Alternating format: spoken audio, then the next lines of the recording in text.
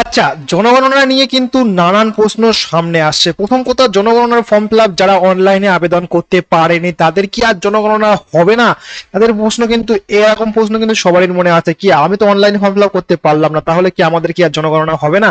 দ্বিতীয় প্রশ্ন, অফলাইনে জনগণনা কি কি প্রশ্ন করছে। দেখুন, এই পর্যন্ত কিন্তু জানা যাচ্ছে অনলাইনে যারা করেনি তাদের কিন্তু বাড়িতে বাড়িতে গিয়ে সার্ভে শুরু হয়ে গেছে। অর্থাৎ 16 তারিখ থেকে সার্ভে হওয়া শুরুর কথা ছিল, কিন্তু 17 তারিখ নাগাদ সার্ভে শুরু হয়েছে।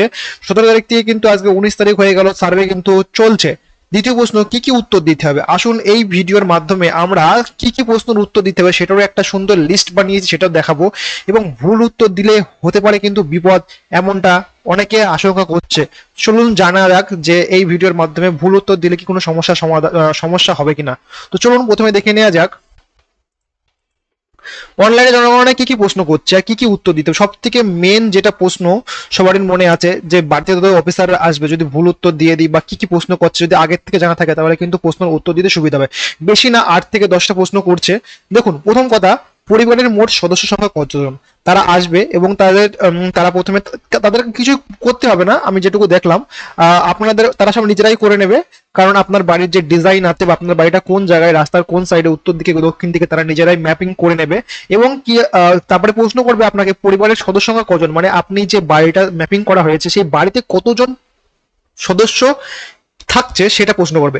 তারপরে দ্বিতীয় প্রশ্ন, বাড়িটা কতটি কটা ঘর আছে, মানে বাড়িতে কোটি কটি ঘর আছে।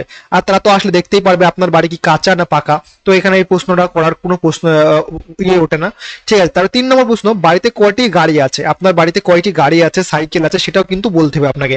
4 নম্বর প্রশ্ন, বাড়িতে কম্পিউটার বা টিভি আছে কিনা, অর্থাৎ আপনার বাড়িতে কম্পিউটার বা টিভি আছে কিনা সেটাও বলতে হবে।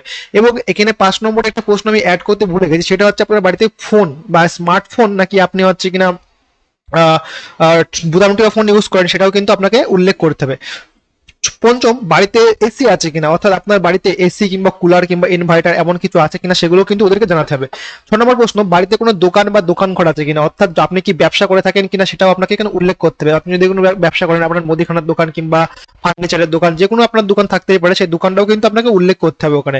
দেখুন, পরিবারে কতজন বিবাহিত, সব থেকে মেন প্রশ্ন এটাও কিন্তু করছে, পরিবারে কতজন বিবাহিত সেটাও বলতে হচ্ছে। 8 নম্বর প্রশ্ন, পরিবারের কেউ কি বিদেশে থাকে, অর্থাৎ পরিবারে যদি কেউ বাইরে থাকে সেটাও কিন্তু তাদেরকে জানাতে হবে। তো এই তো 8টা থেকে 9টা প্রশ্ন, ঘাবড়ানোর কোনো কারণ নেই, আপনি শুধু হ্যাঁ বা না এই উত্তর দেবেন, ব্যাস, বাদ বাকি ওরা সব দেখে নেবে। তারপরে সবথেকে প্রশ্ন দেখিনি, বলছে অনলাইনে ফর্ম ফিল আপ করেনি তাহলে কি জনগণনা হবে না? এমন তো অনেকে ভাবছে অনলাইনে ফর্ম ফিল আপ আমি করিনি তাহলে কি আমার জনগণনাটা ভুল হয়ে যাবে, বা যারা অনলাইনে করেছিল তাদের বাড়ি কি হচ্ছে কিনা সার্ভে করতে যাবে না? হ্যাঁ, অবশ্যই যাবে।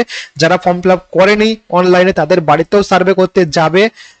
এবং তাদের বাড়িতে কিন্তু যারা অনলাইনে করছে তারা যদি অ্যাপ্লিকেশন আইডিটা দেয়, তারা অ্যাপ্লিকেশন আইডিটা দিয়ে তারা তাদের পোর্টালে সাবমিট, মানে পোর্টালে তাদের ওয়েবসাইটটা খুলে তারা দেখে নিচ্ছে যে আপনি সমস্ত ডকুমেন্টস যেগুলো আপনি বলেছেন সেগুলো আপনার সমস্ত কিছু ঠিকঠাক আছে কিনা সেগুলো যাচাই করে নেবে। ঠিক আছে, তারপরে প্রশ্ন বলছে যে ভুল উত্তর দিলে কি কোনো বিপদ হবে কিনা। এই প্রশ্নটা কিন্তু আমার কমেন্টে অনেকেই করেছে যে ভুল উত্তর দিলে কি দাদা কোনো বিপদ হবে? না, ভুল উত্তর দিলে কোনো বিপদের কোনো কারণ বা আশঙ্কা নেই। অফিসাররা বাড়িতে এসে সব নিয়ে তথ্য খুঁটিয়ে দেখে যাচাই করে নেবে। ভুল উত্তর দিলে কোনো সমস্যা নেই, চিন্তামুক্ত থাকুন। তো এই হচ্ছে আজকে একটা জনগণনা নিয়ে সিম্পল ভিডিও, বেশি কিছু ভিডিওতে নেই, সাদামাটা একটা ভিডিও, 3 থেকে 4 মিনিটের ভিডিওটা দেখে নিন। জনসংখ্যা নিয়ে, জনগণনা নিয়ে আর কোনো যদি প্রশ্ন থাকে কমেন্টে জানিয়ে যাবেন, আমি নেক্সট ভিডিওতে জানিয়ে দেওয়ার চেষ্টা করব। ধন্যবাদ ভিডিওটা শেষ পর্যন্ত দেখার জন্য।